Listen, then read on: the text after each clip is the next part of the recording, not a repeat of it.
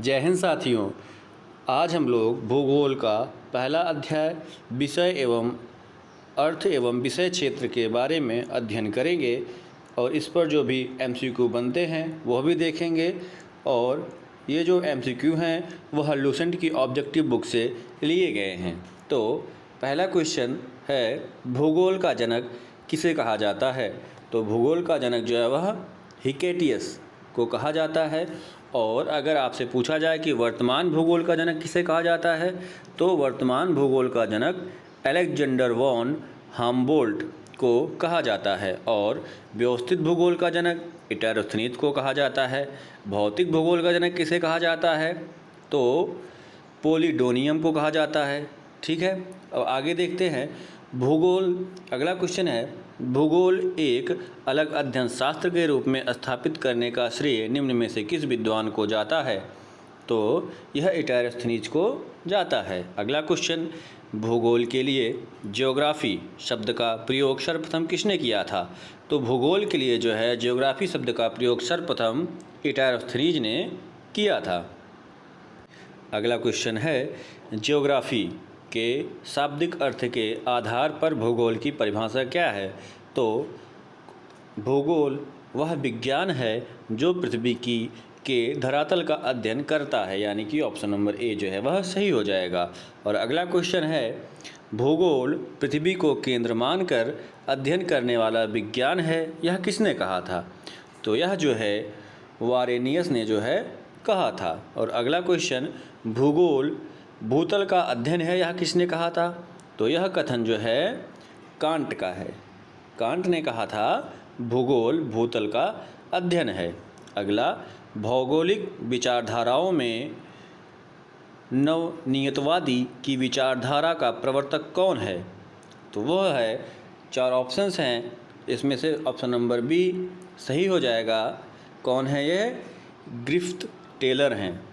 ठीक है, और अगला क्वेश्चन देखते हैं, वर्तमान भूत की कुंजी है, यह कथन किस विद्वान का है? तो वर्तमान भूत की कुंजी है, यह कथन जेम्स हटन का है। ठीक है, और अगला क्वेश्चन देखते हैं, क्वेश्चन नंबर 9, स्थल रूपी संरचना प्रक्रम तथा अवस्था का प्रतिफल होता है, यह कथन किसका है? यह कथन जो है W.M. डेविस का है। आगे बढ़ते हैं हम और अगला क्वेश्चन देखते हैं। अगला क्वेश्चन है कि यदि इतिहास कब का वैज्ञानिक अध्ययन प्रस्तुत करता है? यदि इतिहास कब का वैज्ञानिक अध्ययन प्रस्तुत करता है, तो भूगोल कहाँ का वैज्ञानिक एवं तार्किक अध्ययन है? कथन निम्नलिखित में से किस विद्वान का है? तो यह जो कथन है वह कार्ल शावर का है। अगला क्वेश्चन, भू आकृति विज्ञान के जन्मदाता जो है किसे माना जाता है या फिर कौन है? तो यह जो है पेसेल जो है भू आकृति विज्ञान के जो है जन्मदाता माने जाते हैं। अगला, रुको और जाओ नियतिवाद की विचारधारा के प्रतिपादक कौन हैं? तो ग्रिफ़िथ टेलर जो है वह रुको और जाओ नियतिवाद विचारधारा के प्रतिपादक हैं। अगला क्वेश्चन है, भूगोल को मानव परिस्थिति के रूप में परिभाषित करने वाला विद्वान जो है वह कौन है? तो ये विद्वान, इस विद्वान का नाम है H.H. बैरोज। अगला क्वेश्चन देखते हैं, गणितीय भूगोल का प्रारंभकर्ता निम्न में से कौन है? तो गणितीय भूगोल का प्रारंभकर्ता जो है वह थेल्स को माना जाता है। अगला, चूँकि मानव पृथ्वी पर निवास करता है, अतः पृथ्वी पर निर्भर है, यह कथन जो है किसका है? तो यह कथन जो है जीन ब्रुन्स का है। अगला क्वेश्चन है, क्षेत्रीय भूगोल का पिता निम्न में से किस भूगोलवेत्ता को कहा जाता है? तो कार्ल रिटर को जो है क्षेत्रीय भूगोल का पिता कहा जाता है। अगला, मानव भूगोल का संस्थापक निम्न में से किसको कहा जाता है? कार्ल रिटर को जो है मानव भूगोल का संस्थापक कहा जाता है। अगला क्वेश्चन है, मानव भूगोल अस्थायी पृथ्वी एवं चंचल मानव के पारस्परिक परिवर्तनशील संबंधों का अध्ययन है, यह कथन जो है किसका है? तो यह कथन जो है कुमार सैम्पुल का है। आगे बढ़ते हैं, अगला क्वेश्चन देखते हैं।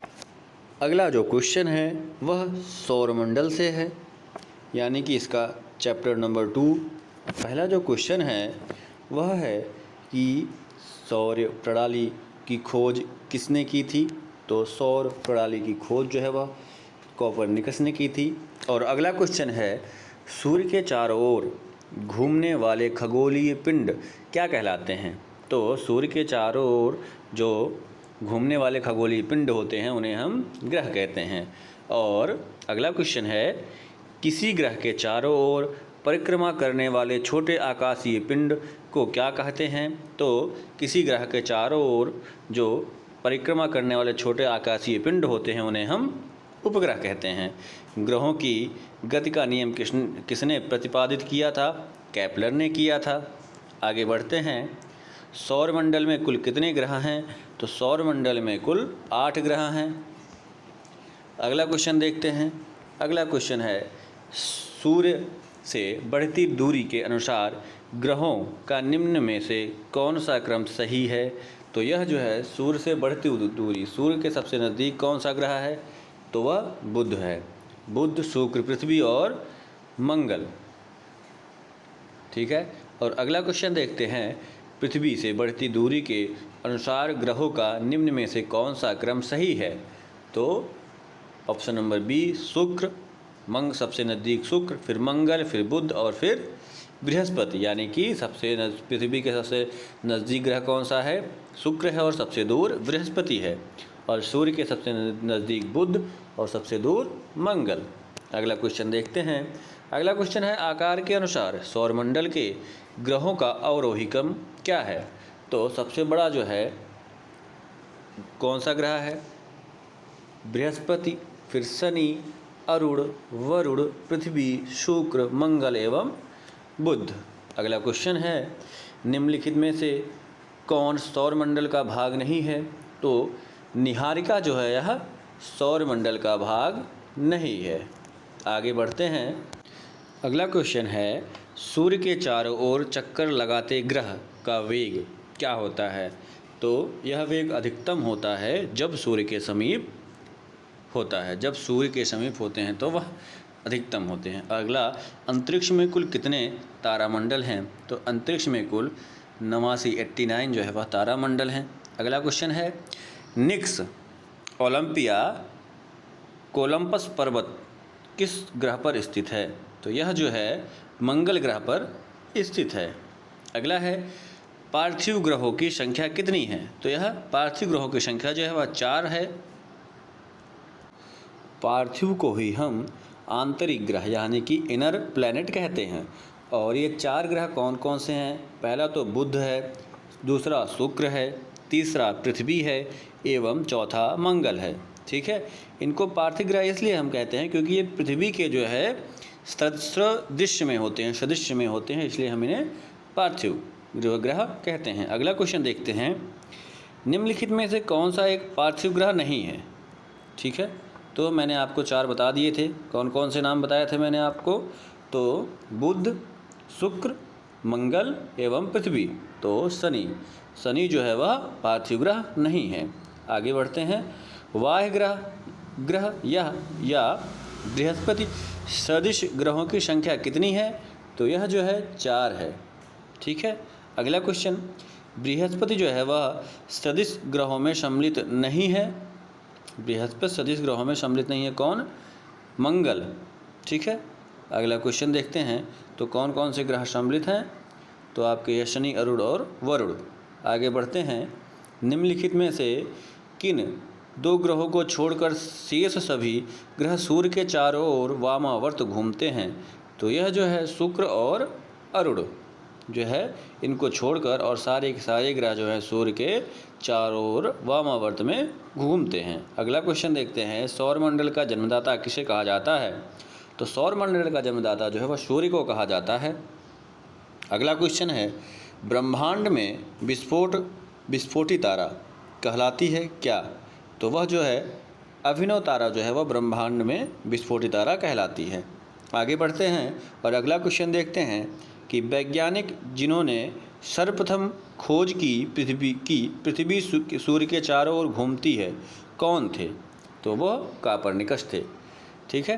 अगला क्वेश्चन, निम्नलिखित में से कौन सा ग्रह नहीं है जिसे प्राचीन भारतीय ग्रह मानते थे? तो वह जो है सूर्य है। ठीक। अगला, सूर्य के संगठन में सहायक कौन सी गैस है? तो सूर्य के संगठन में जो सहायक गैस है वह है हाइड्रोजन और हीलियम। ठीक। अगला क्वेश्चन पढ़ते हैं और देखते हैं कि सूर्य के मध्य भाग को क्या कहते हैं हम।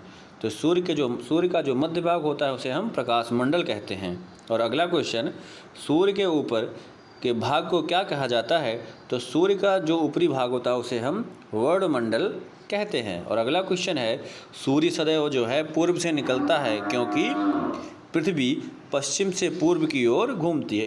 यही कारण है कि सूर्य सदैव पूर्व में निकलता है। अगला क्वेश्चन देखते हैं, नॉर्वे में अर्धरात्रि के समय सूर्य कब दिखाई देता है?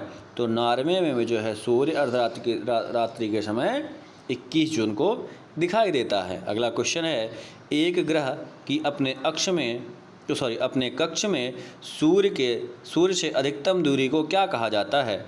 तो यह जो है अपसौर कहा जाता है। अगला क्वेश्चन है, एक ग्रह की अपने कक्ष में सूर्य से न्यूनतम दूरी को क्या कहा जाता है? तो इसे हम उपसौर कहते हैं। अधिकतम दूरी को अपसौर और न्यूनतम दूरी को उपसौर कहते हैं। अगला क्वेश्चन है, निम्नलिखित में से किनके बीच की औसत दूरी को खगोलीय एकक कहा जाता है? तो यह जो है पृथ्वी तथा सूर्य के बीच की दूरी को खगोलीय एकक कहा जाता है। आगे बढ़ते हैं और अगला क्वेश्चन देखते हैं। अगला क्वेश्चन है, मध्यरात्रि सूर्य का क्या अर्थ है? इसका उत्तर हो जाएगा सूर्य का ध्रुवीय वृत्त में देर तक चमकना। अगला क्वेश्चन, मध्यरात्रि का सूर्य किस क्षेत्र में दिखाई देता है? तो यह आर्कटिक क्षेत्र में दिखाई देता है। अगला क्वेश्चन है, सूर्य में काला धब्बा क्या है? तो यह जो है सूर्य में एक बड़ा काला छेद है। ठीक है, वही हमें काले धब्बे के रूप में दिखाई पड़ता है। सूर्य के रासायनिक मिश्रण में हाइड्रोजन का कितना प्रतिशत है? तो यह 71% हाइड्रोजन का प्रतिशत माना जाता है। अगला, निम्नलिखित में से कौन सा एक तारा है? तो सूर्य जो है वह एक तारा है।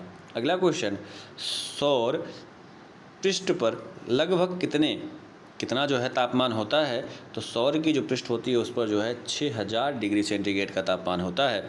अगला क्वेश्चन है, सूर्य की सतह पर जो हाइड्रोजन के अलावा दूसरा कौन सा तत्व जो है बहुतायत पाया जाता है? तो वह जो है हीलियम पाया जाता है। ठीक है। और अगला क्वेश्चन देखते हैं, सूर्य का प्रकाश धरती तक पहुंचने में कितना मिनट लेता है?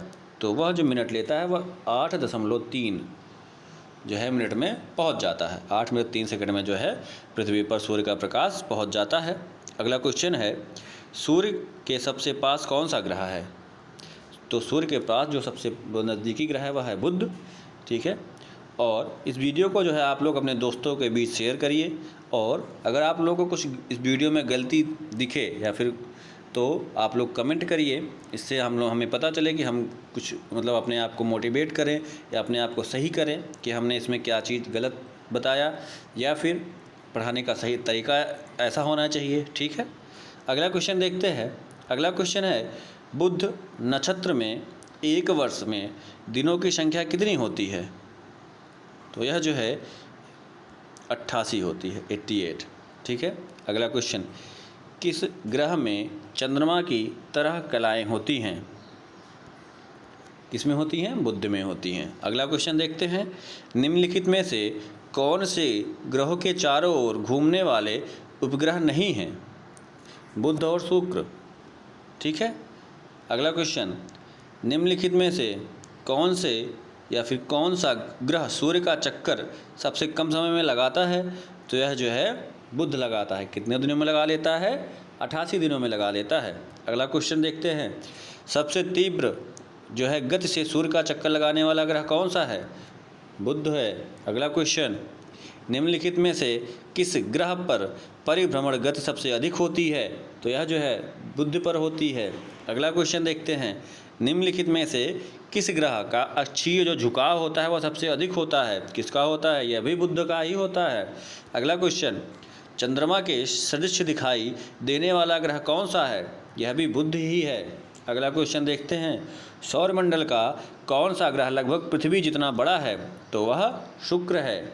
अगला क्वेश्चन, निम्नलिखित में से किस ग्रह को पृथ्वी की बहन कहा जाता है? तो किसको कहा जाता है? शुक्र को कहा जाता है।